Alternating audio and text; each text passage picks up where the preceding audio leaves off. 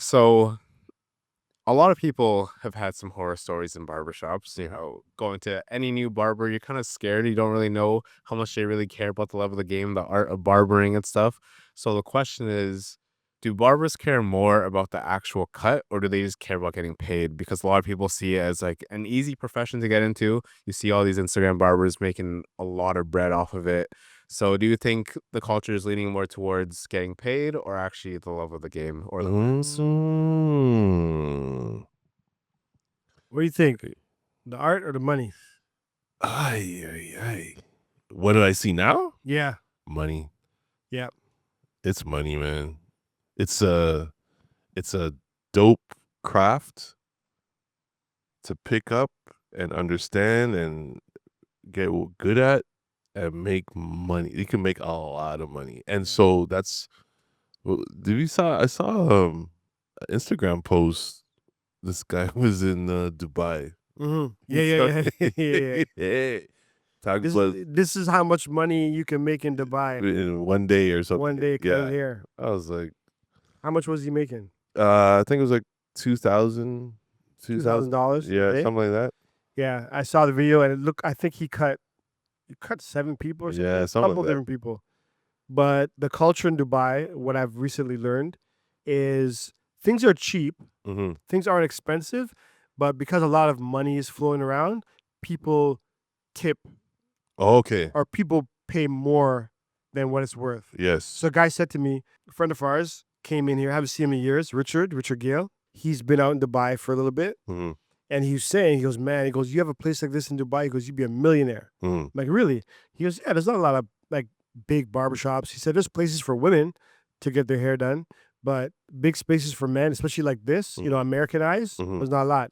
And I said, how much is a haircut? He goes, haircut, I don't know, like $12. What? Yeah. He said, but guys are going to give you like $80. He goes, because that's how they pay. You guys have money. So Okay. to show their appreciation, it might be $10, $15, $20, but they're going to give you like $80, $100. What? So in this video we saw, this barber was, he was a traveling barber. Yes. So he went to people in their hotels or whatever. So these people he's going to probably have even more money. Mm-hmm. And he was charging, I think, $272, some odd number like that. Yeah. And it would say, this haircut, $272. The guy paid $800 tip. Yes, I saw that. You know? That's right. So all that added up to over $2,000 for the day. Mm-hmm. Yeah, so I'm glad I actually talked to Richard after I saw that video, because if I would just look at the video, I thought haircuts just costed a lot more. Yeah. But no, he said it's just the culture of tossing that cash around. Yeah. So you're saying today. Today. So when you say today, it makes me think that, in the past, barbers didn't care about money. I think we talked about something similar to this the other day. There's people that understand the whole essence of what being a barber is. And it's more than just making money. Yeah. It's technically everything is more than just making money, because Yeah. the byproduct is getting money. Like if you have value, money comes to you, right? But a lot of people like the quick way of obtaining money. Yes. And they feel that barbering is one of those things. Yes. Which is why we have a lot of bad barbers out there right Yes. now. They're trying to get the money, Right. but their skills are just social media like expedited that. So social media created a bigger problem. Yeah. I'm sure 50 years ago, guys were cutting because they wanted just some money. Yeah. I'm sure. Mm-hmm. But the majority of guys that cut back in the day, they cut because they loved cutting hair. Mm-hmm. Because that's the only reason why you did it.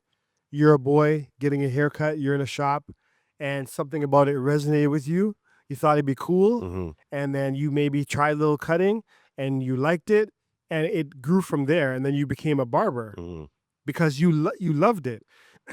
Now, guys are like, wow, what can make money? Oh, shoot, they make money. I'm going to go into that. Yeah. They're choosing it because they think it makes a lot of money. Right. And that happened because of social media, because it was shown. Something that happened to me years ago, it was before social media was really big. Remember when we did that Foot Locker tour, and we were cutting in Foot Lockers? Yes. That was like 15 years ago? Probably, yeah. 2010, something like that? Yeah. So, of course, there was social media, but Instagram was fairly new. I think Instagram was only, I don't think we didn't have no Instagram page at that That's time. right. We didn't. Oh no, we did. We did. Did we? So what I noticed, right, going in the malls, having a chair in Foot Locker by the window, and we're cutting hair, I saw crowds of people That was crazy. start to watch Yeah. at the window. And I started thinking, like, I almost felt like an animal in the zoo. I really did. Because I was wondering, why are they, like, what's the big deal? Why are they staring like that, right? And then it came to me, how many women really get to see what we're doing? Like, actually get to watch us cutting hair. And when I say us, I mean black people. Yeah. Because the people that were staring weren't black people. They're people of other cultures, and they're looking, they're like, wow, kind of just taking it in. Yeah. And I'm like, holy cow. They're for free, they're getting to see what we do. Yeah. They're getting a taste of the experience. Yeah. And I saw how intriguing it was to them and how amazed they were by it. Mm-hmm. That's happening in everyone's living rooms and bedrooms now. Like with the click of a Yep. button, That's right. right? So they're watching, and they don't have to go anywhere, and they can kind of get a taste or feel Mm-hmm. of what our environment's like. That's a huge shift. That is. That's a huge shift. That is. So if you're a customer out there and you want to know if barbers care about the money or whatever, the younger barbers care about money. They do.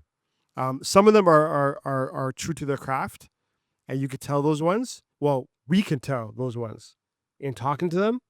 But if someone has gotten into it because they just saw, it being a money grab, they also could care about the craft too. Mm-hmm. But a lot more younger guys care just about the money than older guys do. This is weird because we've been around long enough to see how our government they curated this energy, this interest in specific industries, right? I remember when computer programming was like everybody has to be a computer programmer. Yeah. If you're going to school, do computer programming, C++, Java, JavaScript, everything. I remember all that. I was like, and funny enough, I was one of them. I was like, oh, you want to do something? You want to be part of this next wave? Computer programming. Yeah. And computer sciences popped up. And then there was this shift to hands-on. So then anything was like plumbing or electrical, all of a sudden that became of interest. Mm-hmm. And they're telling you how much is needed and how much money you're going to make. And then it became graphic designers. You want to be a graphic designer? You want to be a web developer? Oh, come on. That's what's needed. That's what's needed. That's what's needed. And they're highlighting all these things. And you're like, is this really true? Or is it that someone's sitting there thinking, we want to see our yeah, you know what I mean? Like this. Puppet strings? Because barbering has always been dope. Always. Everybody you look at on a magazine cover, in a newspaper, everybody needed a haircut. Yeah. Everybody was getting a haircut. Yeah. Why wasn't it highlighted back then? Like for years, and I'm only going to say for the last 10 years that barbering has reached this pinnacle of being pumped out there as a industry to be part of. And it's like, why is it? So it is money, because everything else seemed to be around money. It wasn't, man, listen, back I'm old enough to remember when minimum wage was like $4.25. Mm-hmm. Think that through. Yeah. Someone was getting paid $4.25 an hour. Yeah. Now it's $17.20. Right? Damn. $17.20 back in the day, you would work 2 days and be like, you're living. Oh, buy rich. your sneakers. I remember when the goal was yeah. I remember when the goal was $10 an hour. What? If you had a job that was $10 an hour, holy cow, you're making money. Right? Now, instead of us thinking about what was per hour, why did we just think about what was of value? Right? Yeah. They never talk about that. They always talk about, oh, you can make such and such money and blah, blah, blah, blah. But the people that are at the top always thought about something, creating something of value. What do people need? What you need. Yeah. Right? Yeah. Entrepreneurs will tell you that's what you do. You search out what the needs are, Yeah. and that's where you put your stuff. But and you're hearing more of that now, like through social media. You're Yeah. hearing more of that now. People pumping. You got to look at. I've seen a lot of videos about becoming a millionaire or billionaire, Mhm. and you have to solve the problem, right? Mhm. So what do people need? Mhm. And if you're the solution, then you're gonna make money. Plain and simple. Sorry, Dami's question was, do barbers care about the money or the craft, right? And if you're a customer, how do you find the right barber? Ooh, That's a tough one. I didn't hear that part. I think that's where he wanted to go with it. Okay. If you're a customer, how do you find? Okay, I'm assuming if you're a customer, you want the barber that cares about the craft. Okay. This is very interesting. Very interesting. You might. You might go to someone if someone is not. Do you think if someone is not attainable, they care about more of the money? Like if you walk into a shop and there's a guy that you want to get your haircut by, and you can't get him, do you think, wow, he's totally booked, no time for nobody? Does that mean he's a really good barber, or does that mean he just cares about like the money? Like, has he set up his day in a way in which he's just cutting who's willing to pay that price and no one else? I think a busy barber, most of the time, they're pretty good. There are barbers that are with anything, there's exceptions to the rule. Yeah. It's just that it's hard to find someone that's really busy at doing something and they're not good at it. Yeah. Because Yeah, that's true. people have seen the value. People have seen that it's worth it. Don't get me wrong, there's barbers that are charging $200 a haircut, and they're worth it. You know what I mean? They're putting it out there. There's photographers that are doing the exact same thing, But this is the thing about it. There's photography for some reason, video creation, video editing, for some reason, in the same realm as barbering, it's something that you don't have to go to school for, but you could just become good at it. And that's where I think a lot of people crap on this industry, because photography right now, you get a DSLR camera or the top of the line camera right now, you go out there, you take 1,000 photos, you go into Adobe Photoshop and you edit everything, and all of a sudden, we know someone that's done that. Like, I was talking with Trey, and I remember how he said how he got into it. He saw someone doing it at a sporting event, and he basically just said, "Hey man, like, how'd you get into this? What kind of camera you use?" He went, he got the equipment, right? He found a mentor, and just learned from and that's But it. all that part is where the value is. Finding the mentor, doing the research, all that stuff. That's what we go to school for. And someone gives us that information packaged. But for us to go out on our own and put in the work to actually perfect the craft and actually start to increase the value of your specifics, it's like, that's where people are just like, that's a lot of work. I don't want to do that. It shouldn't take this long. People want to start. Didn't somebody come to you one time and ask you how long is it going to take to become a good barber, and they thought like 3 months? Many times. Many times. People have told me weeks, months.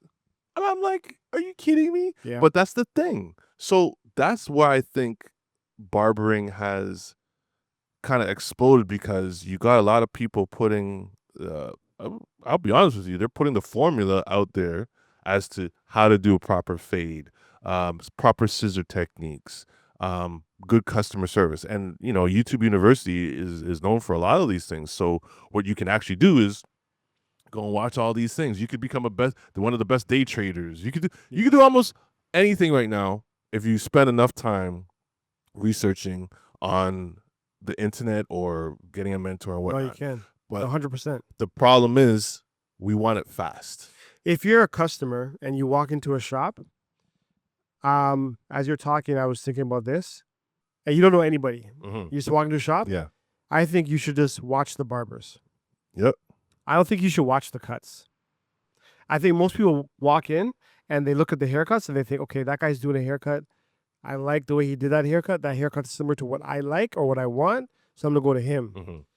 Look at the barbers that look like they're enjoying what they're doing. Mm.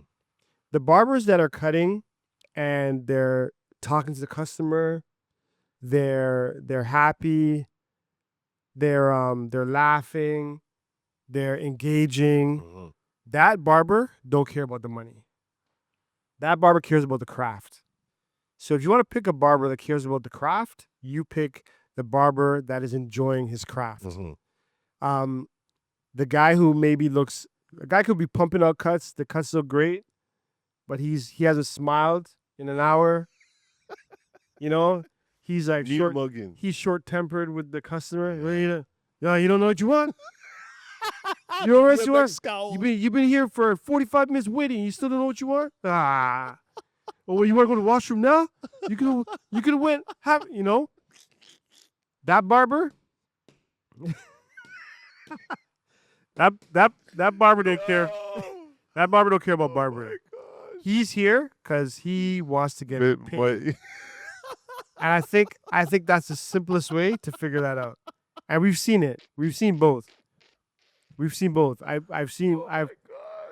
cut with guys who are on both ends of that scope. Yeah. And that's what it is. Yeah. Guys that are here just to make money. They don't care about customer service.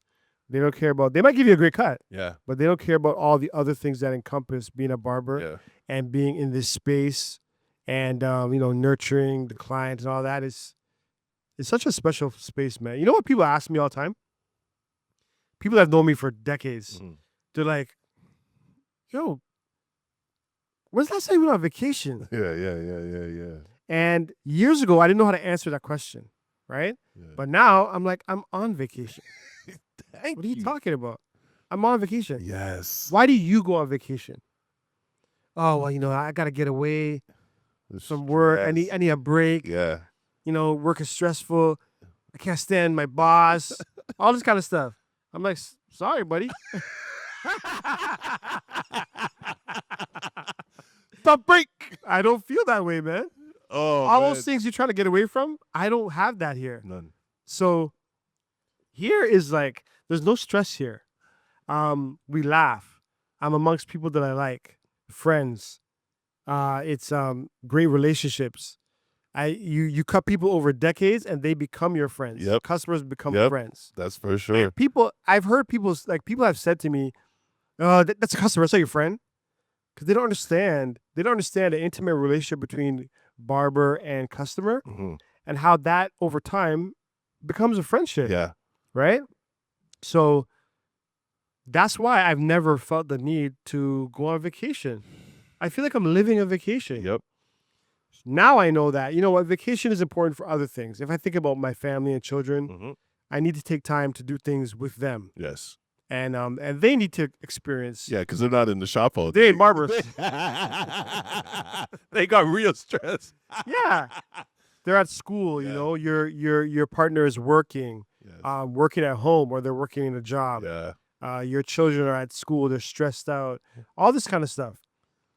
They need a break. Yo. So you gotta fill in and do that too. That's what I've realized in recent years. But once again, the vacation ain't for me. Yeah. That's something that if you're a barber and you love the craft, you're blessed with, and you'll be blessed with money. They always say that. It sounds cheesy, like, oh, do what you love and the money will come. But it's actually true. I know it's true for this industry. Yeah. Right? I can't speak for anyone else, but I know it's true for this industry. If you really love something, if I didn't have children and a wife or a family, I would never leave here. There's no need for me to leave. I leave to maybe go work out or something while I was working out, but I wouldn't leave. I would open the shop super early, like 7 o'clock. Yep. And I leave when I want to go to bed. It's that simple. The thing is, if you're under 30, you don't know this, but that's what barbershops used to be like. Mm-hmm. That's what it used to be like. Because guys loved the craft. Yeah. You go there, get your breakfast, boom. You go to the shop, and you stay there until it's time to go home to go to bed. Goodness. Right? And they loved it. It's the best. So that's why I say, that a lot of younger guys who are into just appointments and and they work within a certain time frame, whatever. Mm-hmm. How much do you really love it? How much do you really love it if you only want to be here for 6 hours or for 4 hours? Mm-hmm. No, it's just a job to you. That's the thing. You know what? Because of that ability to have all your friends roll through on a consistent basis, some reason it takes the seriousness out of this craft. Like it's not really a job or what. And I'm Yeah. like, are you kidding me? Yeah, like a hangout spot. Yeah. I think, yeah. But What are you guys really doing over here? That's true. I'm like, are you kidding me? You work. When in actuality, it shows you even more how important it is. Thank you. I've seen, sorry, I've seen the regular man out there walk through this door, loosen their tie, and sit down, and you could tell that this is their break Yes. from their day. Yeah. If we were in here, they'd be stuck out there. And it sucks out there. there. Yeah. It's sunny out there right now, but And it sucks. it's it's so funny. No, guys come in here for the break all the time. I told a guy, one time a guy said to me, when's the best time to come for a cut, whatever. I told him, I said, listen, I go, do you get a break during the day? He goes, yeah, I go lunch break, whatever. I said, come on your lunch break. I said, come on your lunch break and, get the haircut. That way, when you're done work, you just go home or go about your business. I go, but it gives you a break in the day. He started coming during the day and he said, Kirk, Best thing. he said, this is the best. He goes, I come early, come during the day. He goes, not that busy. And I got a break from work. And I go, yeah, that's what, we're here for you, man. Yep. I'll tell That's you. what it is. Talk about vacation. My ex-wife, I remember she was at work and every day she would come home and talk about this bee, this woman. And I was like, how often could this same person steal your pencils? Like, Yeah. they're always stealing your pencils? Is that real? They're stealing your pencils every day? Yeah. I'm coming home from work and I have, let's just say, 20 clients that I took care of that day. I have 20 unique experiences, 20 information gathering sessions, 20 self-esteem improving sessions of where God blessed our hands to be able to have that moment. And I'm like, I want to share this info with you. I want to, and all I'm hearing is, this bee stole my pencils. I'm like, so they don't want to hear about this. the day you had. No, they don't want to hear. They don't want to hear any of those good stories. No. Wow. I'm like, this is crazy. It was such an amazing thing for me to really recognize how amazing each client actually is. Sometimes people don't even say a word. Yeah. And then at the end of the cut, they might say, thank you for this. I needed this because, going. I'm like, whoa. This is a big deal. And then we hype it up a little bit more. I see them leaving so empowered and they look so happy. And I'm like, I actually hate when that happens. I hate when someone drops a bomb on me at the end of the haircut. Because then I feel like the last half an hour got wasted. I could have been like, pumping you up. Like a guy did, what a guy did to me? What did he do? After I did his hair, I go, so what's going on, man? Like, what do you need this haircut for? I was asking him, what is this business or pleasure, the weekend? He goes, well, I'm actually getting married tomorrow. Wow. Yeah, like, what? Man. That was our fault. I go, that was our fault. Sit back down, man. Sit back down. Let me do a little extra. Come on, man. You want some enhancements? Right? You're like, this is your wedding? That's a big deal. Wait, huge deal. When you do find that barber that cares about the craft, make sure you tell him why you're getting a haircut. Yeah. Especially if it's something important. Yeah. If you're graduating, you're proposing to your partner, you're getting married, I don't know, first day of school, first day on the job. Mm-hmm. Tell him. And if a barber cares about his craft, you will see the difference. He will, give you that extra time because you deserve it. Yeah. Get that extra time and so you leave. Listen, there's a guy that came to me. I've been seeing him often. Usually he'd come in every 2 weeks, 3 weeks. Yeah. The last 3 times he came was all within like days. All lineups. One was like just beard, full lineup. So I said to him, and I knew the first time he came because he was going for a job interview. Yes. Then he came back. He's like, "Oh, I made it. I made it through that round. So like, this is the next round. I go, "Okay, this is the next one. All right. So tomorrow, okay, do it. All right. Boom, boom, boom, boom, boom. Line him up. Crispy. All right, you got this. No problem. You're gonna get it. This is gonna get you through." Then he comes back a couple days later. He goes, "Yeah. Oh, But what? You had another interview?" He goes, "Yeah, this is the final one. Okay, all right, let's go." Boom, boom, boom. Line him up. And I felt so good that he's feeling good because after the lineup, he's like, "All right, I got it." Like he's going to the job knowing that Oh man. I'm gonna get this. I feel good, and that's and you're responsible. You see what I mean? haircut should be $500. 5,000. Jeez, it's worth it. Self-esteem on fleek. Are you kidding me? It's worth it. That's crazy, man. It's worth it.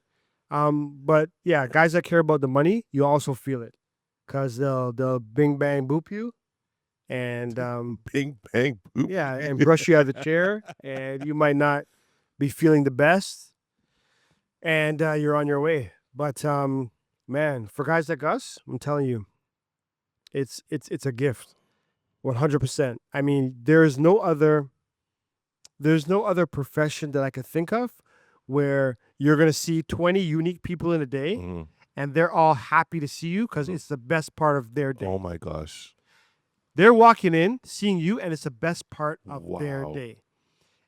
And I've had customers come in, and the guys at the front desk, the guys or girls at the front desk, will be like, "Man, how do you deal with that guy? He's such a a-hole, Yeah. or he's so mean. He never smiles." I'm like, "Who, him? Really?" You can smile it all day. Yeah, we were laughing, talking. Yeah. And I realized years ago, oh, they might not be a great person. I don't know, or they might be having a bad day, and everyone else feels it.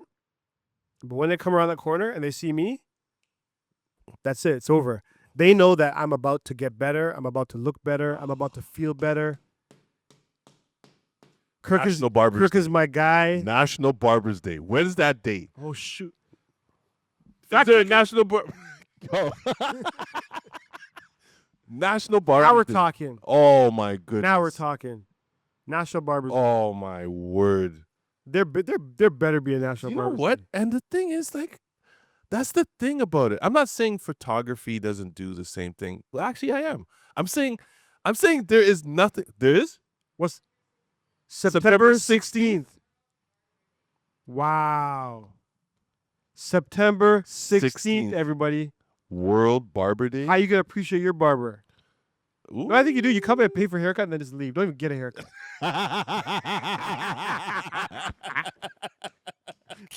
That's how, That's it. That's how you it. do Just it. stand there and talk. Be like, yeah. No, I don't want the cut. Just yeah. And Bring your barber a gift. yeah. Bring him something that he would like. Oh, People have done that for us too. man, I will lie. Sometimes people come in and just drop some stuff and just Yeah. leave. You know what? What I started getting used to back at the old shop, it's kind of changed now, but like when Christmas came around, Yeah. customers would Yo, we you used to get gifts. big time gifts. What the Big hell? time gifts. Yeah. We used to get Yeah, you're right. it's changed. Yeah. And Guys used to bring like a 6-pack or something. yeah, something. Anything. Box of Krispy Kreme. Yeah. Guys used to bring gifts, Yeah. man. Cards, money. You know what? I was talking to Malik about this the other day too. I was like, we used to get tips that were not, there wasn't money. It wasn't just actual cash. We'd get like, some people would be like, here's a Metro Pass. Here's tokens when there was tokens. Here's tickets to go see Maya Angelou. Raptor game tickets. You know, it was always something was just like, oh, boom. And you're like, wow, thank you. Yeah. And then all of a sudden, you go to these places and then you'd see more customers there and the person you're with is like, wow, everybody. And you're like, yeah. People appreciate what we do, and they do want to do stuff for us. Sometimes they don't know what to do. Yeah. A customer said to me, that he saw you on the road, and I was talking to him, and I got into what he does. He said he's a server. Yeah. He works at different restaurants. Like, oh, wicked. Yeah. He goes, yeah, man, tips is good, all that kind of stuff. So he said to me, he said, yeah, he goes, actually, the well came into my place the other day. I'm like, right. He goes, yeah, he came in. And when I saw him, he said, I thought, yes, finally I get to do something for Honor. because he knew at that Wow, specific yeah. that specific place that he works, Yeah. he knew that he can do some extra, give you extra dessert or whatever, yeah, you know, yeah. and show his appreciation. I thought to myself, you know what? That's nice, man. And I know a lot of people probably feel like that, but they don't know what to do, or they never get the chance to actually show their appreciation. So that's good. If you ever see your barber on the road, show him some appreciation. Yeah. You know what? One of the best. I have to tell you. One of the best gifts I've ever gotten. I mean, the gentleman, the owner that used to come through at Copacabana. Yeah. Yeah. I think it was Mike. Yeah, that was hilarious. So I decided I wanted to take my ex-wife, but to Copacabana, because they're always like, "Yo, you guys have to come," and all the servers used to come to our shop, right? So I finally go, and I'm like, "Okay, this is good. This is great," you know. And it's my first time at Copacabana. I'm like, "All right," and all of a sudden, I see these dancing ladies. You know, I'm like, "Oh!" And I took my boy Chucky and his wife, and we're there. We're looking. And we're like, oh, okay. And we're like, okay, we're not going to pay no mind. All of a sudden, Charles kicks me under the table. He's like, Luel, what's going on? And all of a sudden, I turn to my left. I go, what? He goes, to your right. I look to my right. There was all these dancing ladies, breasts in my face. And my wife is looking at me. And I'm pure gritting teeth. Like, I'm trying not to smile, look constipated. And I'm like, what is this? And I couldn't stop laughing. There's like 7 of them just like dancing down. We're like, okay. And then You can't enjoy that too much. You can't look like you're enjoying that. Oh no. Oh man, and these guys set me up real well, man. They that Copacabana, Eglinton, and Young and Eglinton. That's a dope spot, man. See, barber appreciation. Barber appreciation, man. See that? September 16th. Stay tuned.